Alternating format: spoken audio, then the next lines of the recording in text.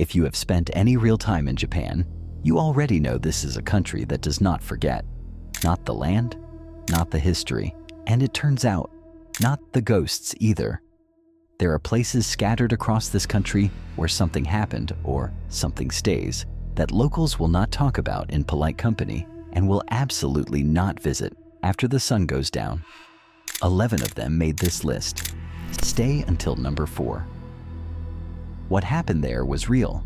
It was never solved, and the killer responsible was never named. Welcome back to Japanese Love, where we dig up the side of Japan the postcards never show you, and the places most tourists never even hear about. If this is your first time here, welcome. You picked a good one to start with. Number 11, Aokigahara Forest, Yamanashi Prefecture. At the base of Mount Fuji, there is a forest so dense and so quiet that sound itself seems to disappear into it before it reaches you. The mystery here feels almost too simple to be real. Locals call it yōkai, the sea of trees. You will understand why in a moment. Aokigahara grew directly on top of hardened lava from an eruption in the year 864. The volcanic rock underneath is rich enough in magnetic minerals that compasses spin uselessly here, and GPS signals drift and fail without any warning at all. That part is not folklore. That part is simple geology, documented, repeatable. Boring even, if it weren't for what came after. What came after is a reputation the Japanese government has spent decades quietly trying to manage. Signage removed. Media coverage discouraged. Hikers politely asked not to film what they find, because what they find is not always nothing. Rangers who patrol the trails report belongings left behind with no owner ever located. Colored tape tied to tree trunks marks the paths some visitors used to try to find their way back out. And some of that tape is old enough now that the bark has started to grow around it. Hikers who camp overnight describe something specific and oddly consistent across decades of unrelated reports. Whispers with no words attached to them. The particular sense of being watched from between the trees by something that never quite steps into view, no matter how long you wait for it to. Scientists point to the silence itself. No wind gets through that canopy. No wildlife moves the way you would expect it to, as the reason the brain starts filling in gaps that were never actually there. The forest offers no opinion either way. It just keeps growing, quietly, over whatever is underneath it. Number 10, Inunaki Village, Fukuoka Prefecture. Most Japanese people cannot actually confirm this place exists the way the story describes it, and that, honestly, is exactly the problem.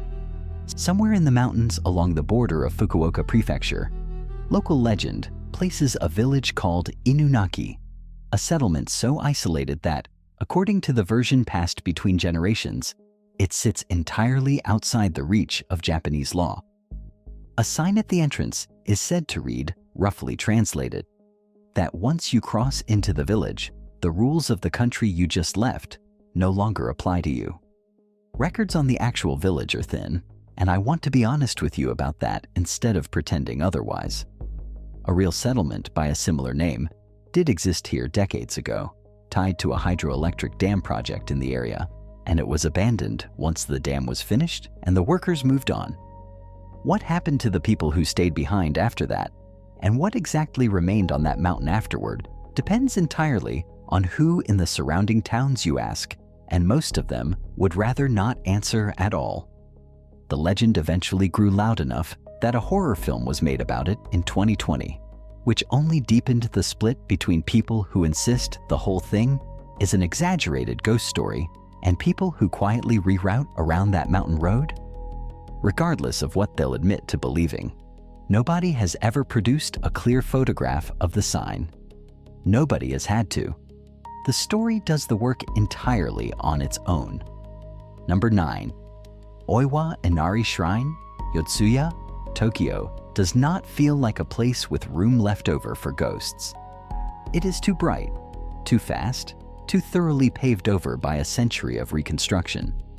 And yet tucked into a quiet residential block in Yotsuya, there is a small shrine that some of the biggest names in Japanese theater will not risk ignoring even now.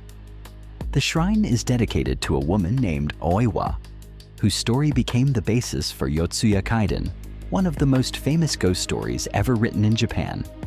A tale of betrayal, poisoning, a face left permanently disfigured, and a vengeance that does not politely end just because the story does. Here is what is not folklore. To this day, actors, directors, and crew members taking part in any stage or film production of Yotsuya Kaiden travel to this exact shrine before rehearsals begin to formally ask Oiwa's spirit for permission. The tradition is old enough that nobody working in Japanese theater treats skipping it as a viable option. Productions that have skipped the visit anyway report, without much hesitation when you ask them directly, that something always goes wrong. Injuries on set, equipment failures at the worst possible moment, actors falling ill right before opening night every single time, close enough to a pattern that coincidence starts to feel like the harder explanation to believe. Number 8. Himeji Castle, Hyogo Prefecture. Himeji Castle is one of the most photographed buildings in Japan. White walls, layered rooftops, a UNESCO World Heritage listing, tour buses lined up outside every single morning before the gates even open. And somewhere on the castle grounds, there is a well that the tour guides only mention if you happen to ask. The story is called Bancho Sarayashiki. A servant named Okiku was, depending on which version reaches you, framed for breaking one of 10 precious porcelain plates belonging to her lord, or killed outright for refusing his advances. Either way, the story ends the same way. She was thrown down a well on the castle grounds and left there.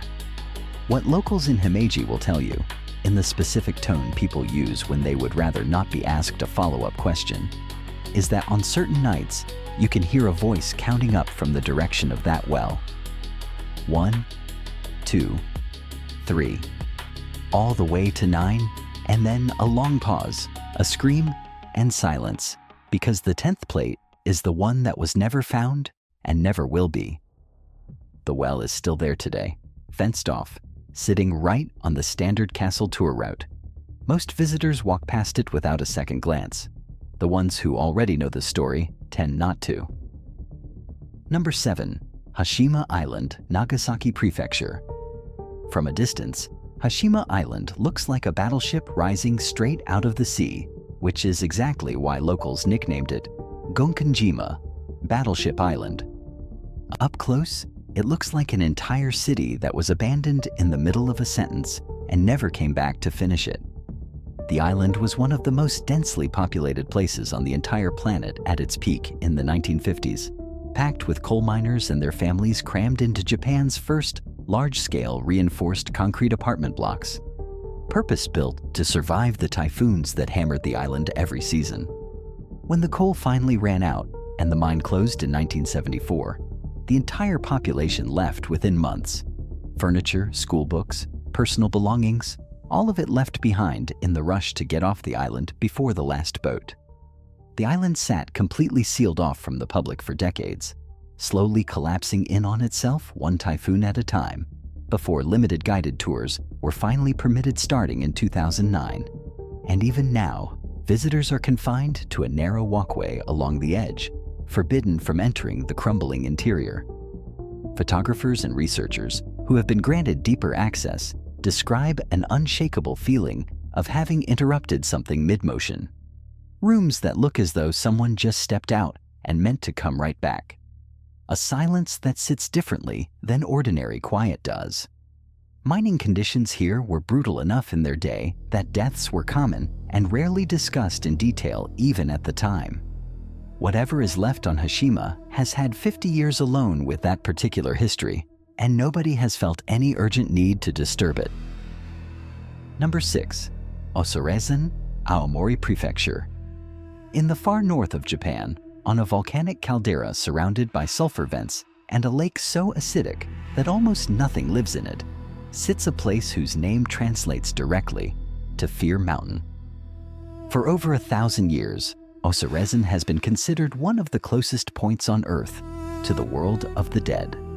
The landscape does most of the persuading entirely on its own. Bare gray rock stretching in every direction.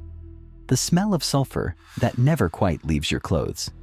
Small stone cairns stacked everywhere by grieving visitors. Pinwheels spinning in the wind, left there for children who died young. Buddhist tradition holds that this is a literal gateway between the world of the living and the world of the dead, and standing there, it is not hard to see why someone would have decided that centuries ago. What makes Osaresan different from a scenic overlook with a good story attached to it is the Itako, blind mediums trained for years in a tradition that is quietly dying out with every passing decade, who visit the mountain during its summer festival and claim to channel the voices of the dead directly to grieving family members waiting patiently in line. Skeptics will point out that the Itako ask general, open-ended questions and let grieving people fill in the specific details themselves. The people standing in that line, having just heard a voice they recognized, say something only their loved one could possibly have known, tend not to find that explanation particularly satisfying, no matter how many times you offer it to them. Number 5. Futaba and Okuma, Fukushima Prefecture. Some of the places on this list were abandoned a century ago, slowly over generations. This one was abandoned in a single afternoon. On March 11, 2011, a massive earthquake and the tsunami that followed triggered a meltdown at the Fukushima Daiichi nuclear power plant. The towns of Futaba and Okuma, sitting closest to the plant, were evacuated within hours. Residents were told to take only what they could carry, on the understanding, sincerely believed at the time, that they would be back home within days. Many of them have still never been allowed to return. Parts of both towns remain inside restricted zones to this day, over a decade later. A convenience store with product still sitting on the shelves. A barber shop with a calendar still open to March 2011. Bicycles left leaning against houses that nobody has entered since.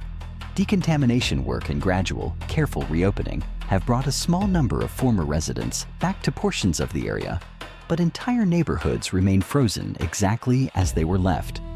Radiation levels still too high for anyone to safely settle back down. Former residents permitted brief supervised visits describe walking through their own hometown like walking through a photograph. Recognizable. Silent. Unmistakably wrong in a way that is hard to explain to someone who hasn't done it. This is not folklore. This is a country dealing in real time with a wound that has not finished healing and may not for a long time yet. Number 4. The Setagaya family murder, Tokyo. On December 30th, 2000, a family of 4 was murdered inside their own home in a quiet, unremarkable residential neighborhood of Setagaya, Tokyo. The case is still officially completely unsolved. The killer left behind an almost impossible amount of evidence: fingerprints, blood, personal items abandoned at the scene, including clothing changed mid-crime and food eaten straight from the family's own kitchen. During the attack itself, investigators have said publicly more than once, over more than 20 years, that they believe they know things about the killer specific enough to identify him instantly, if only they could find him to ask. Over 250,000 police officers have been assigned to the case at various points since 2000. A reward, one of the largest ever offered in Japan for information in a criminal case, has stood for years without a single person ever claiming it. The house itself still stands in Setagaya, preserved rather than demolished at the family's own request, in the quiet hope that keeping it visible might one day jog somebody's memory or produce the lead that finally closes this. Neighbors who have lived on that street since 2000 will talk about the case with you if you ask them directly and at a reasonable hour. They will not, as a rule, walk directly past that house after dark, even now, even after all this time. This is not a ghost story. This is an unsolved quadruple murder in Japan's largest city with a killer who has never once been named. Walking free somewhere in this country right now today, while you watch this. Let that sit for a moment. Number 3. Nakagusuku Hotel Ruins, Okinawa. On a hillside in central Okinawa, directly beside the stone ruins of a 15th century Ryukyuan castle, sits the skeleton of a luxury resort hotel that was never finished and never opened to a single guest. Construction on the hotel began in the 1970s, aiming to capitalize on the wave of tourism expected ahead of Okinawa's return to Japanese administration and the Ocean Expo of 1975. Funding collapsed partway through construction. The project simply stopped mid-build, and the building was left standing exactly as it was that day. An 8-story concrete shell with no windows, no interior finishing, no guests ever, in 50 straight years. What makes the site genuinely unusual is what it sits directly beside: Nakagusuku Castle, a UNESCO World Heritage Site with its own centuries of history, and beneath both of them, ground that saw brutal, sustained fighting during the Battle of Okinawa in 1945, one of the deadliest campaigns of the entire Pacific War. Urban explorers who have entered the hotel ruins, technically trespassing, though rarely stopped by anyone, consistently report the same thing regardless of who's asked or when: a heaviness to the air on the upper floors that has nothing to do with the concrete dust in your lungs. The distinct, repeated sense of not being alone in rooms that have never once, not for a single night, been occupied by anyone still breathing. Number 2. Hachijo Royal Hotel, Hachijojima. 800 kilometers south of Tokyo, on the small volcanic island of Hachijojima, there is a hotel with over 400 rooms that has not received a single guest since 2006. I want to be careful here, because the Hachijo Royal Hotel is not a place that has generated a lot of outside documentation, and in some ways, that is exactly the point of the story. The hotel opened in the 1960s, during Japan's honeymoon travel boom, when the island was marketed hard to newlyweds who couldn't yet afford a real trip to Hawaii. For a while, it genuinely worked. Then cheaper international flights made the real tropics affordable for everyone.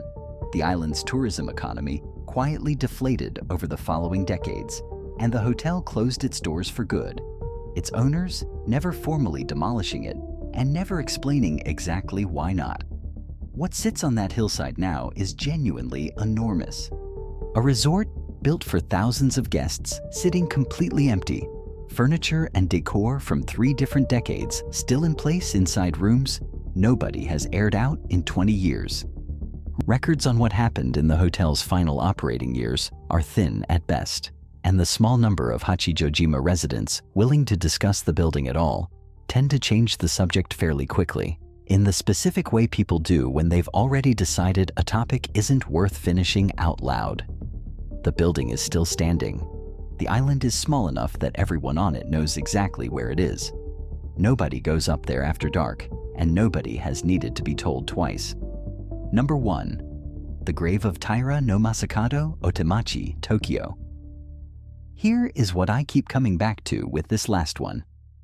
Every other place on this list has a defined history you can follow. An earthquake, a meltdown, a murder, a story with a shape and an ending, even an unhappy one. This place refuses to end. In the year 940, a samurai named Taira no Masakado led a rebellion against the imperial court and was defeated and beheaded for it.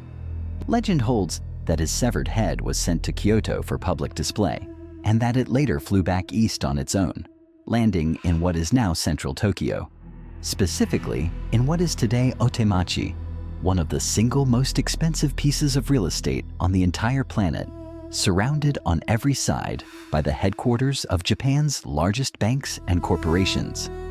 A grave marking that exact spot has been maintained continuously for over 1,000 years, and here is what is not folklore. The documented historical record of what happens whenever anyone tries to move it is remarkably, uncomfortably consistent. In 1923, shortly after the Ministry of Finance built over the site, the Great Kanto earthquake devastated Tokyo. In 1940, after a new building went up on the grounds, lightning struck it directly, and the finance minister died shortly afterward, along with several junior officials. After the war, occupation authorities attempted to bulldoze the grave to build a parking lot on the site. The bulldozer reportedly flipped over mid-demolition, killing the operator. Every plan since to redevelop the site has been quietly, permanently abandoned. Today, the grave sits exactly where it has always sat, a small fenced shrine in the middle of Tokyo's busiest financial district, tended and cleaned daily by the very corporations surrounding it on all sides, none of whom will discuss, on the record, exactly why they bother. That is why it's number 1